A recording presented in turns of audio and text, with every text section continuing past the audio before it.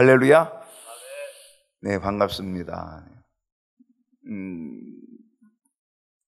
올 8월이 되었고 8월의 첫 번째 수요일, 오늘 수요 예배 오신 여러분을 환영하고 축복합니다. 하나님의 크신 은혜와 능력이 함께하는 축복의 달이 또 축복의 시간이 되기를 소망합니다. 오늘 사사기 연구 67번째 시간이고요. 사사기 18장 7절로 13절 말씀 가지고 오늘 말씀의 제목은 지난주와 똑같이 단지파의 문제점, 오늘 두 번째 시간 갖도록 그렇게 하겠습니다. 주보에 네 문제가 수록이 되어 있는데 첫 번째 문제를 보겠습니다.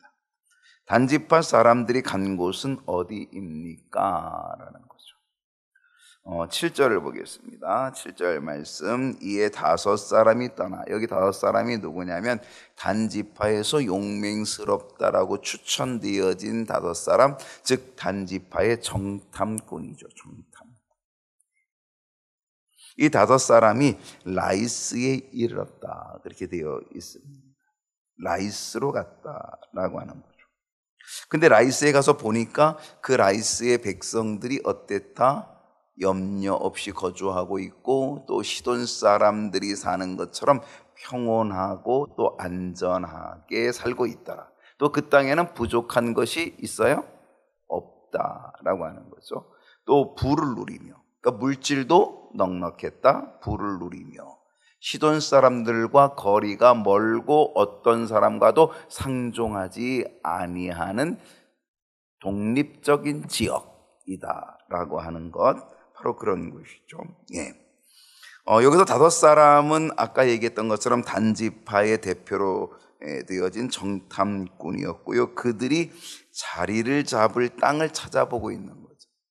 사실 이 단지파는 이미 기업을 얻었지만 그 기업을 지키지 못하고 그들은 새로운 땅을 지금 찾아 나서고 있다라고 하는 것이고, 그들이 간 곳이 어디야? 라이스라고 하는 곳입니다. 이 라이스는 어디냐면 팔레스틴, 이렇게 좀 팔레스틴이 기다라거든요. 이 팔레스틴 지역의 최북단입니다. 북쪽입니다. 단지파의 본거지인 소라와 에스다올, 여기로부터는 200km가 떨어졌습니다. 그러니까 되게 먼 곳이죠. 200km면 대단히 먼 곳입니다. 지금도 차를 타고 가도 먼데 그 당시에는 뭐 차도 없었는데 굉장히 먼 곳입니다. 그런데 그 최북단 그곳까지, 라이스라고 하는 그곳까지 가게 되었다는 거죠. 그리고 이 라이스라고 하는 이 성읍은 특징이 있습니다. 어떤 특징이냐? 요새입니다. 요새. 서쪽으로는 헬몬산은 만년설이 있습니다. 그러니까 중동 지역인데 이 헬몬산의 그 꼭대기에는요, 사시사철 1년 12달 눈이 있습니다. 만년설이 있는 거죠. 그리고 그 헐몬산에서 내려오는 그 물, 거기에 얼음이 녹든 그 산에서 내려오는 그 물이 요단강을 이루는 겁니다. 요단강에 처음 출발하는 그 지역이 어디냐? 그게 단이죠.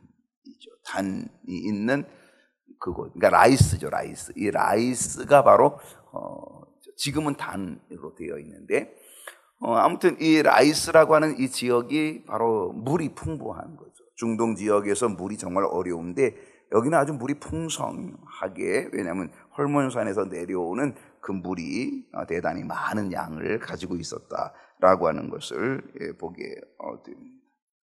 또한 동쪽으로는 이 레바논 지역인데 동쪽에 레바논 산맥이 있습니다. 그러니까 레바논 산맥이 동쪽을 막아주고 있고, 또한 이 서쪽은 헬몬산이 딱 버티고 있습니다. 그리고 그 가운데에 있는 게 바로 이 라이스라고 하는 거죠. 그러니까 여기는 별로 이렇게 침략을 받기가 쉽지가 않아요. 산맥이 막아주고 또 높은 헬몬산이 막아주고 있기 때문에, 그래서 침략을 받지 않은, 어떻게 보면 여기 보면 평온한 바로 그러한 지역이었다라고 하는 것을 우리가 보게 되고, 그래서 천연적인 요새라고 하는 것을 우리가 보게 됩니다. 자, 오늘 이 7절을 계속해서 한번 보게 되면은요, 거기 있는 백성을 본즉 염려 없이 거주하고 있다 그랬어요. 염려 없이 거주하고 있다. 또 시돈 사람들이 사는 것처럼 평온하고 안전하다고 했는데요, 이 시돈 사람들은 무역을 하는 사람들입니다. 그 당시 무역에서 아주 중요한 무역이 뭐냐면 상아, 코끼리, 상아, 되게 비싼 제품이죠.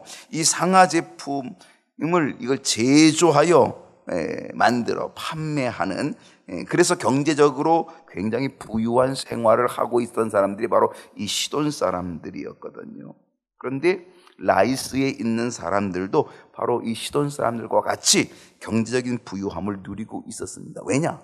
바로 이 지역이 시돈 사람들의 관할 지역이었기 때문에 그렇다라고 하는 것입니다. 그러니까 그 땅에는 부족한 것이 없습니다.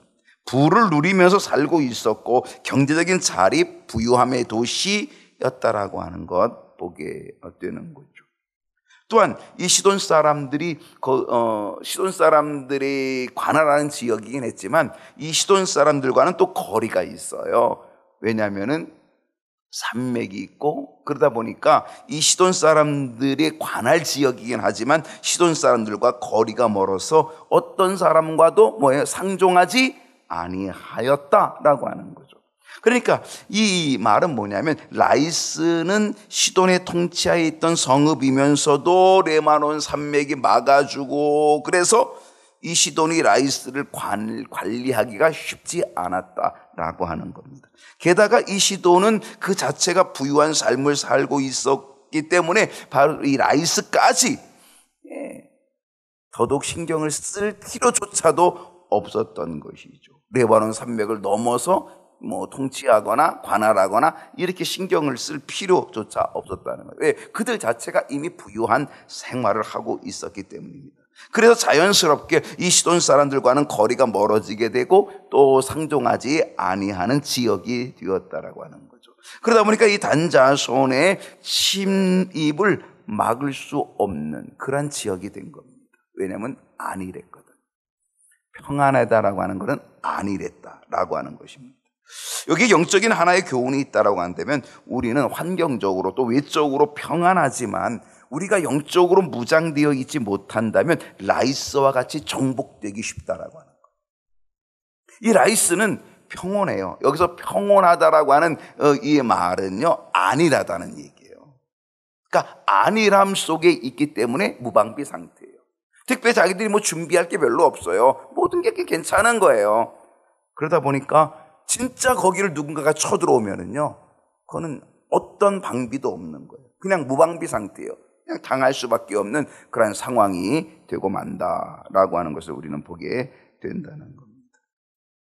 여러분, 우리가 외적으로 평안하지만 영적으로 무장되어 있지 않으면 우리도 똑같다는 거죠. 여러분, 마귀는 어때요? 우는 사자죠. 우는 사자와 같이 우리를 삼킬 자를 두루 삼키려고 한다라고 하는 거잖아요. 마찬가지예요. 이 라이스가 지금 평온한 바로 그런 가운데 있지만 단이라고 하는 이게 세력이 크지 않아요. 이 단지파가. 근데 단지파가 거기 침투에 들어오니까 꼼짝없이 당할 수밖에 없는 거거든요. 왜? 무방비 상태였다는 거죠. 안일했다는 거죠. 여러분, 우리도 마찬가지예요. 오늘 우리가 안일하면 우리는 무방비 상태가 되고 말아요. 그러면 뭐예요? 그러면 그럼 사단의 권세가 그냥 조금이라도 다 들어오게 되면 우리는 거기 그냥 넘어가 버리고 만다라고 하는 거죠. 외적인 환경이 좋아도 반드시 영적으로 그리고 내적으로 우리는 결코 나태하지 않고 무장되어져서 무너지는 일, 정복당하는 일이 없어야 된다. 특별히 사탄에게 정복당하는 일 뒤어서는 안 된다라고 하는 것. 그래서 우리는 늘 깨어 있어야 된다라고 하는 것을 보게 되는 거죠. 두 번째로 갑니다. 자, 이 단지파 사람들의 보고는 무엇입니까? 이제 그들이 이 라이스를 정탐해요. 이 라이스를 정탐한 다음에 이 단지파 사람들이 이제 다시 돌아와요. 8절을 보겠습니다. 그들이 소라와 에스다올에 돌아가서 그들의 형제들에게 이르매라고 해서, 다시 돌아온 거예요. 이 라이스를 정탐하고 다시 소라와 에스다올로 돌아와서 형제들에게 이르렀더니 형제들이 그들에게 묻되 너희가 보기에 어떠하더냐라고 물어보는 거죠. 그랬더니 이들이 뭐라고 보고했어요? 자, 9절을 보십니다. 이르되 일어나 그들을 치러 올라가자. 우리가 그 땅을 본즉 매우 좋더라. 너희는 가만히 있느냐? 나아가서 그 땅 얻기를 게을리하지 말라. 그 형제들이 그 라이스 땅에 대해서 물을 때에 이 정탐꾼들은 이렇게 대답을 했어요. 일어나서 올라가면 된다라고 하는 거예요. 그 땅은 매우 좋다라고 했어요.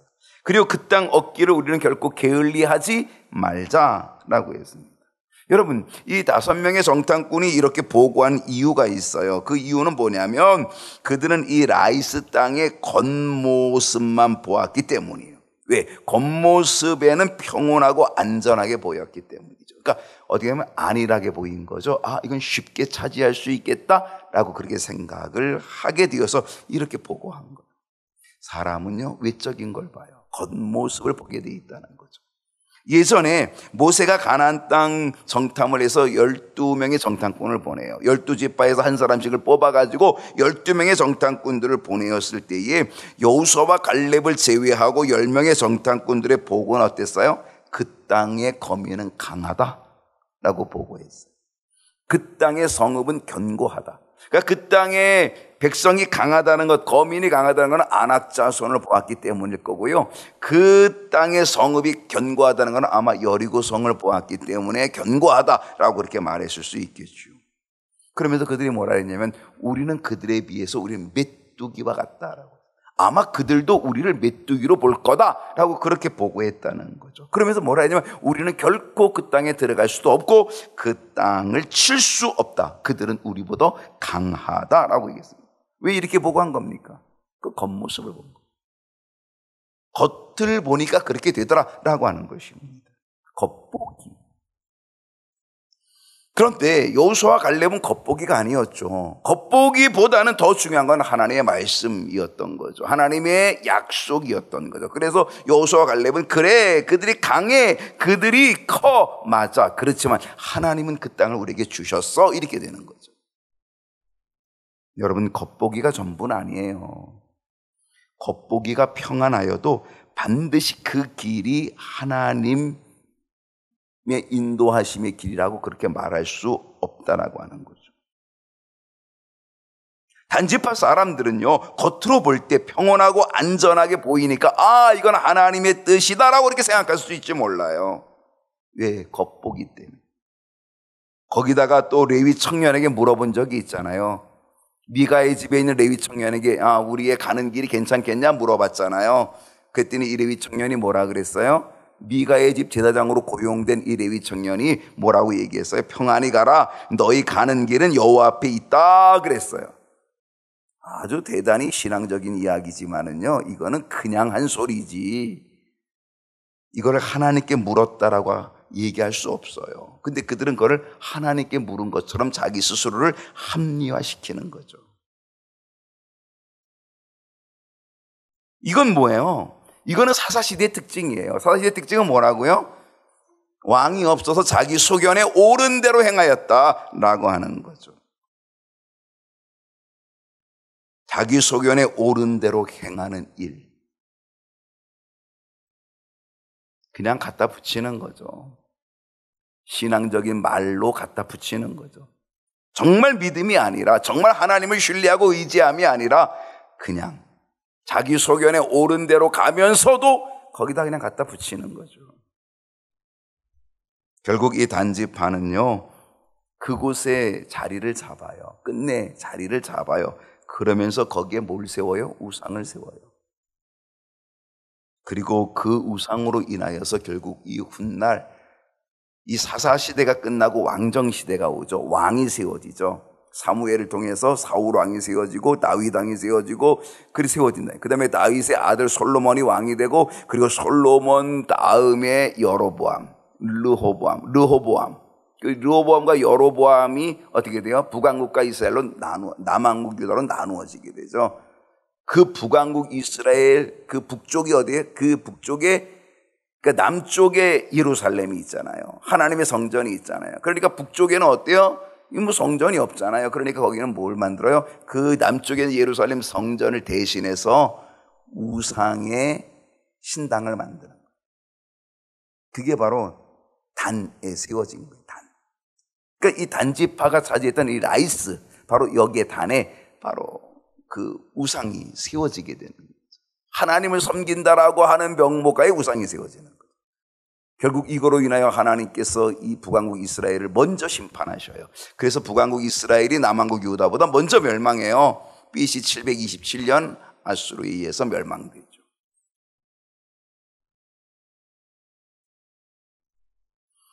그런 안타까운 일이 벌어지게 되었다라고 하는 것입니다. 자, 세 번째 문제로 갑니다. 단지파 사람들의 말에서 주는 교훈이 무엇입니까? 자, 오늘 이 부분이 조금 중요한데요. 그래서 한 번을 여러분 좀 주의해서 보면 좋겠습니다. 단지파 사람들의 말에서 주는 교훈, 오늘 10절입니다. 자, 다시 한번 읽어볼까요? 여러분 읽어보죠. 천천히. 너희가 시작. 너희가 가면 평화로운 백성을 만날 것이요. 그 땅은 넓고 그곳에는 세상에 있는 것이 하나도 부족함이 없느니라.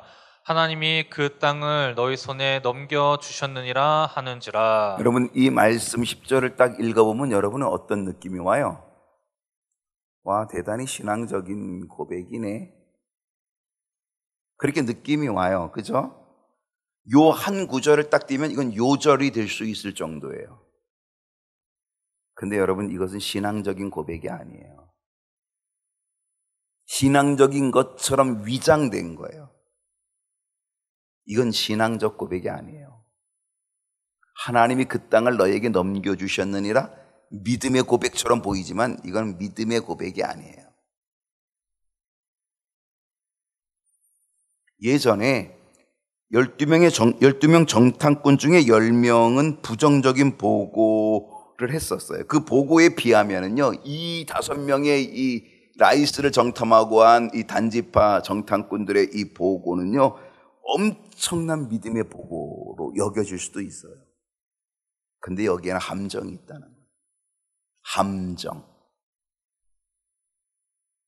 자, 한번 볼게요. 너희가 가면 평화로운 백성을 만난다라고 얘기했어요. 여기서 평화로운이라고 하는 뜻은 뭐라 그랬어요? 방심한 백성. 평화로운 백성이 뭐예요? 방심한 백성이라고 하는 거예요. 라이스 사람들은 천연적 요새를 가지고 있기 때문에 뭐하고 있었다? 방심하고 있었어요. 아무도 우리를 쳐들어오지 못해 라고 그렇게 방심하고 있었어요. 동쪽은 레바논의 산맥, 서쪽은 헬몬산이 지켜주고 있어 라고 하는 거죠. 그래서 그들은 안이한 생활을 하고 있었어요. 그렇기 때문에 그들은 뭐 했어요? 쉽게 정복될 수 있었어요.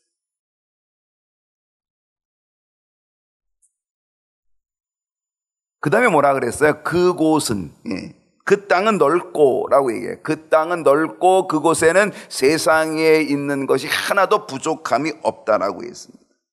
여러분, 일반적으로 사람들이 추구하는 게 바로 이겁니다. 어떤 걸 추구해요? 넓은 것 추구해요.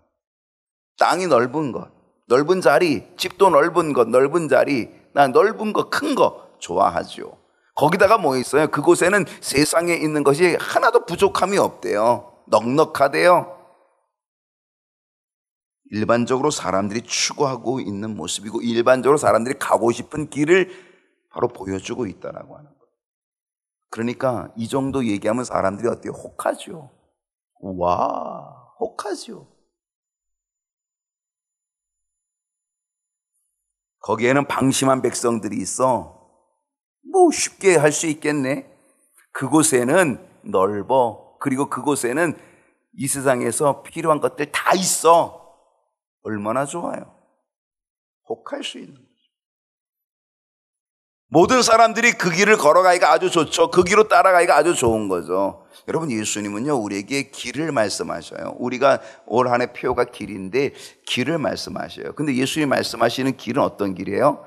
두 가지 길이에요. 넓은 길, 좁은 길. 좁은 길, 넓은 길, 좁은 문, 넓은 문, 바로 이런 거죠. 사람들이 추구하는 길은 어떤 길이에요? 좁은 길이 아니고 넓은 길이에요. 넓은 문, 그거 사람들이 추구한다는 거. 왜? 쉽게 갈 수 있거든. 여러분 신앙생활 어때요? 어느 길 가기 원하십니까? 지금 어느 길로 가고 있습니까? 여러분 신앙생활도요, 우리는 다 넓은 길, 뭐 조금이라도 편한 길, 안일한 길, 우린 다 그 길을 가기를 원해요. 여러분 좁은 길 가려고 하세요? 신앙생활 좁은 길로 아니요, 안 들어가려고 그래요. 사실 신앙생활 자체는 좁은 길이거든요. 근데 그 신앙생활 자체가 좁은 길이지만 그 가운데서 점점 더 좁은 길로 가는 거 안 가려고 그래요. 그게 사실은 주님이 가신 길이고 그게 십자가의 길인데, 그게 우리가 가야 될 길인데, 그게 선진들이 간 길이고 나의 가야 될 길인데, 근데 우리는 그 길 잘 안 가려고 그래요. 우리는 신앙생활도 어떻게 해요? 적당히, 우리는 편하게, 안일하게 하려고 해요. 평화로운 백성을 만나는 것처럼, 안일한 그러한 길을 갖기를 원하는 거죠.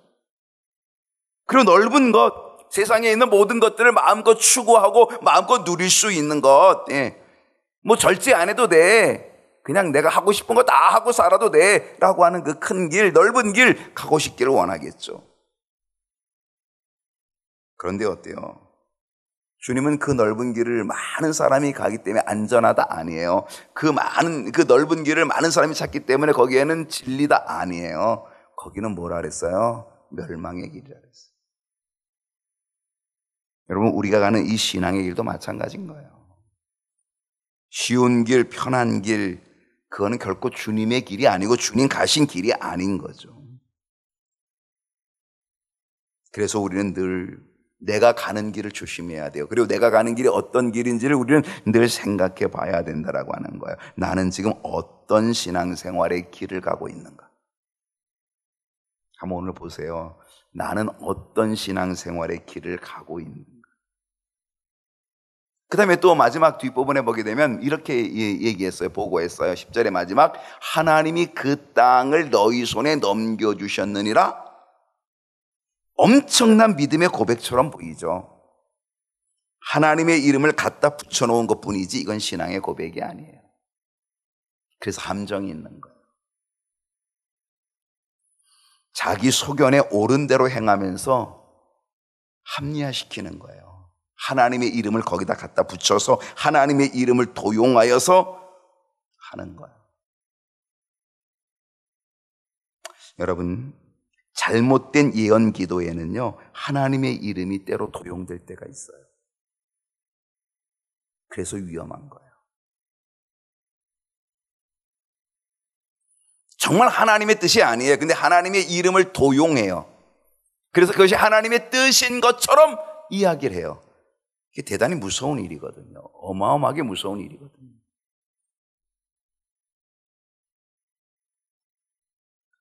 십계명의 제3계명이 뭐냐면 하나님의 이름을 망령되게 일컫지 말라는 거예요.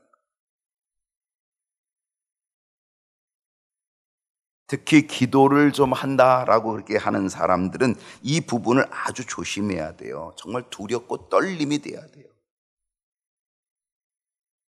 하나님의 이름, 오늘 우리는 이 하나님의 이름이 얼마나 두렵고 떨림인지를 알아야 돼요. 지금은요, 이 성경이 이렇게 인쇄가 잘 되어 있잖아요. 인쇄해서 만들잖아요. 그런데 이 인쇄술이 없이 아주 옛날에는요, 이 성경을 사람이 다 하나씩 썼어요. 양피지 두루마리 거기다 다 쓰는 거죠.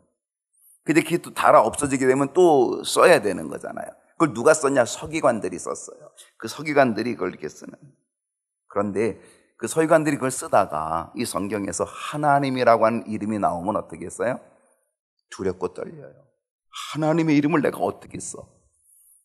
그래서 바깥에 나가요. 그리고 손을 씻어요.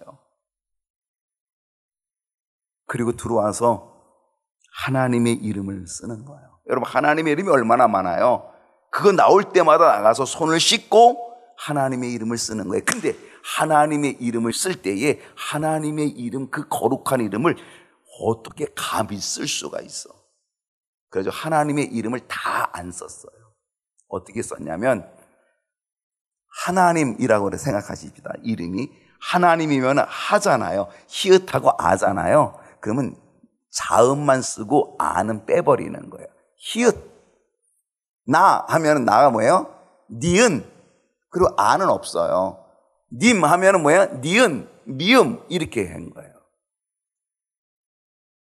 그래서 처음에는 다 하나님의 이름을 알고, 하나님의 이름을 그렇게 알고, 이게 나오면 하나님이구나 라고 생각을 했어요. 근데 그것이 시간이 지나고 오랫동안 지나다 보니까 사람들이 하나님의 이름을 감히 입으로 말하거나 감히 손으로 쓴다는 것, 이건 두렵고 떨림이라 그걸 못한 거예요. 그러다 보니까 하나님의 이름, 진짜 이름을 잃어버린 거예요. 자음으로만 가지고 쓰니까 모음을 잃어버린 거예요. 그러니까 진짜 하나님의 이름이 나중에 안 쓰니까, 못 쓰니까, 하나님의 이름이 너무 거룩해서 못 쓰다 보니까 하나님의 이름을 잃어버렸다니까요. 그래서 그들이 그때 쓴 게 뭐냐면 아도나이라는 거. 아도나이는 주님이라는 거예요. 나의 주이라는 거거든요. 이 아도나이. 그래서 나중에 우리가 하나님의 이름을 잃어버렸다. 하나님의 이름을 우리가 좀 찾아보자. 라고 해가지고 유추해가지고 하나님의 이름을 찾아 나선 거예요. 그 이름이 뭐냐면 야훼, 여호와. 야훼 하나님, 여호와 하나님. 그걸 유추해서 만들어낸 거예요. 사실 이스라엘 백성들에게서 진짜 하나님의 이름, 그거는 몰라요. 정확한지 알 수가 없는 거예요. 유추해서 만들어낸 게 야훼, 여호와. 우린 여호와 하나님 이렇게 나오는 거죠. 그만큼 하나님의 이름이라고 하는 것은요, 너무너무 거룩한 거예요. 이건 너무너무 기가 막힌 거죠. 하나님의 이름이 내 마음대로 나의 욕심을 이루는데 그것이 도용되어서 사용되어져서 안 된다는 거죠. 여러분, 우리가 주기도문을 배우고 있잖아요. 예수님이 가르친 주기도문 배우고 있잖아요. 여러분, 예수님이 가르친 주기도문의 첫 번째 기도 제목이 뭐예요? 하늘에 계신 우리 아버지요. 이건 하나님께 기도하는 거잖아요. 하늘에 계신 우리 아버지요. 그 다음에 첫 번째 기도 제목은 뭐예요? 이름이 거룩히 여김을 받으시오며. 우리 주님이 가르쳐준 그 기도 제목의 첫 번째는 뭐였다? 하나님의 이름이 거룩히 여겨지는 것. 이게 기도 제목의 1순위라는 거죠.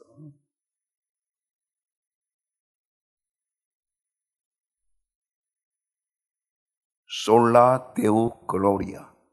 정말 하나님의 영광, 하나님께 영광, 하나님만이 영광을 받으셔야 되는 것, 이름이 거룩히 여김을 받으시는 것, 그 거룩한 이름 돼야 된다라고 하는 거예요. 그런데 지금 이 단지파 사람들의 문제점은 뭐예요? 하나님이 그 땅을 너희에게 넘겨주셨느니라. 이건 신앙의 고백이 아니라니까요. 자기들의 소견에 옳은 대로 자기들의 육신의 정욕, 안목의 정욕, 여기가 좋아 보이니까 그냥 거기다 하나님이라는 이름을 갖다 붙인 것뿐이라니까요. 합리화시키려고. 이게 위험한 일이거든. 함정이거든. 정말 하나님의 뜻이 아니라 하나님의 뜻을 도용해서 갖다 붙이는 거거든.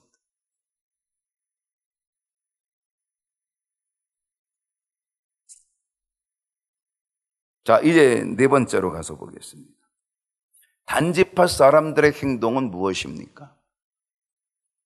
11절 읽어보면 단지파의 가족 중 600명이 무기를 지니고 소라와 에스다올에서 출발하여. 이제 단지파가 이 5명의 정탐꾼의 얘기를 듣고 거기가 그렇게 안일한 백성들이 있어? 그럼 우리가 가면 차지할 수 있겠네? 라고 하는 거죠.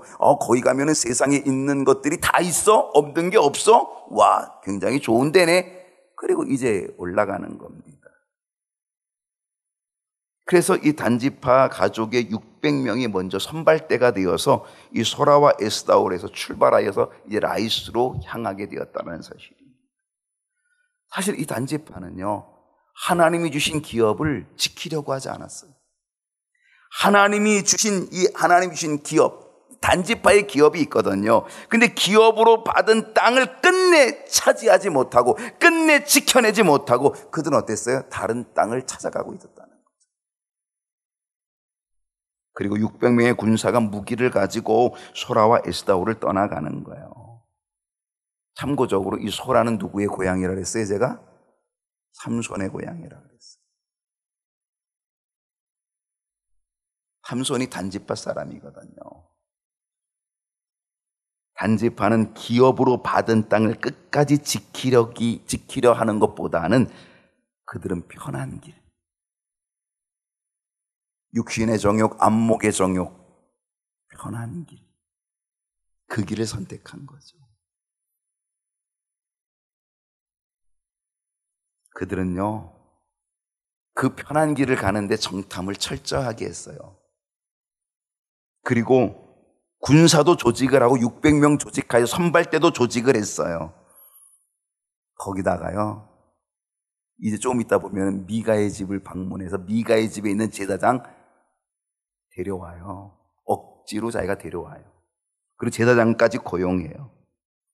그들은 정탐도 하고 그 다음에 군사적인 조직도 하고 준비도 하고 또 제사장까지도 고용하였지만 정작 하나님께 진정으로 무릎 꿇는 일은 없었어요. 이게 단지파의 문제점인 거죠. 외적인 준비도 중요해요. 무장도 중요해요. 그러나 내적으로 하나님을 신뢰하고 하나님께 순종하고 하나님께 무릎 꿇는 일이 가장 중요하고 그게 우선이 되어야 된다라고 하는 거죠. 왜 이렇게 했어요? 자기 소견에 옳은 대로 행하였기 때문이에요. 그냥 하나님의 이름은 거기다 갖다 붙이는 거예요. 자기 소견에 옳은 대로 행하면서도 그냥 하나님의 이름은 거기다 갖다가 도매금으로 넘겨버리는 거예요. 붙여버리는 거예요. 마치 이게 하나님이 하신 것처럼 하나님의 뜻인 것처럼 해버리는 거죠.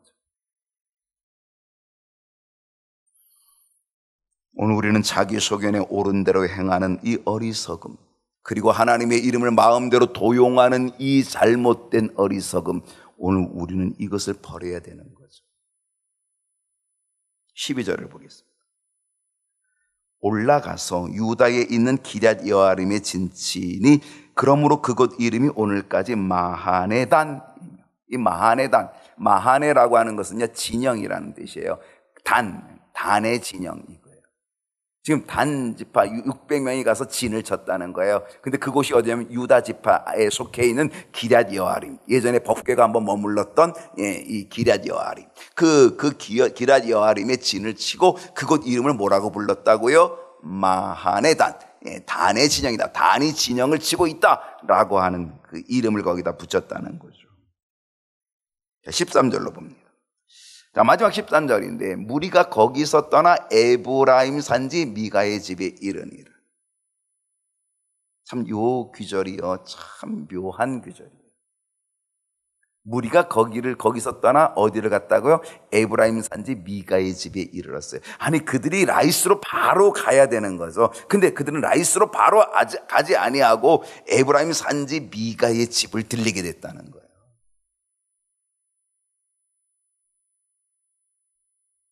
그들을 미혹하는 것은 미가의 집이었어요.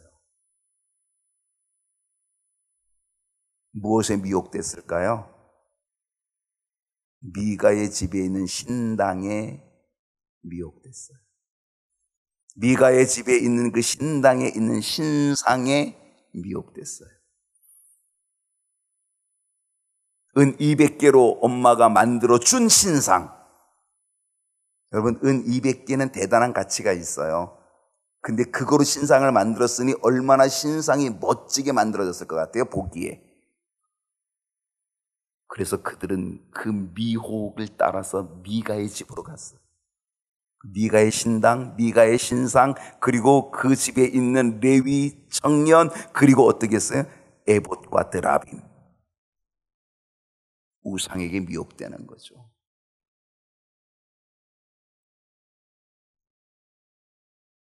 한번 미혹되면 미혹의 영에 사로잡혀요. 이단들, 사이비들의 미혹의 영이 있어요. 미혹의 영이 있다니까요. 그 미혹의 영에 사로잡히면 그냥 끌려가는 거예요. 이들은 그냥 라이스로 가야 되는 그 길을 라이스로 가지 않고 미가의 집을 통과하면서 가고 있다라고 하는 거죠. 왜? 미혹의 자리가 있었기 때문이죠. 여러분, 오늘 나를 미혹하는 자리는 어디인가 한번 생각해 보세요. 나를 미혹하는 자리는 어디인가? 나를 미혹하는 자는 누구인가를 한번 생각해 보세요. 내가 지금 믿음의 길을 가는데 지금 이 믿음의 길을 가지 못하도록 나를 지금 곁길로 가도록 나를 미혹하는 자는 누군지, 그리고 나를 미혹하게 하는 자리는 어떤 자리인지를 한번 생각해 보세요. 혹 나에게도 미가의 집이 있는 것은 아닌지 한번 생각해 보십시오. 우리의 발걸음은요, 미가의 집이 아니라 우리의 발걸음은 미가의 집이 아닌 하나님의 집, 우리의 발걸음이 되어야 될 줄로 믿습니다. 미가의 집은 아니에요. 같은 집이지만 미가의 집이 아니라, 미혹의 영에 있는 미가의 집이 아니라 우리는 하나님의 집, 그것이 우리의 발걸음이 되어야 돼요. 왜? 그곳은 만민이 기도하는 집이거든요. 오늘 여러분은 만민이 기도하는 집으로 오신 줄로 믿습니다. 아마 여기를 오다가 혹시 미가의 집을 지나쳤을는지도 모르겠어요. 그런데 그 미가의 집으로 빠지지 않고 미혹되지 않고 여러분이 이 미가의 집을 잘 건너서 오늘 하나님의 집으로 오지 않았을까? 하나님의 집으로 오신 여러분을 축복합니다. 늘 하나님의 집에 있는 축복의 사람들이 되시기를 축원합니다.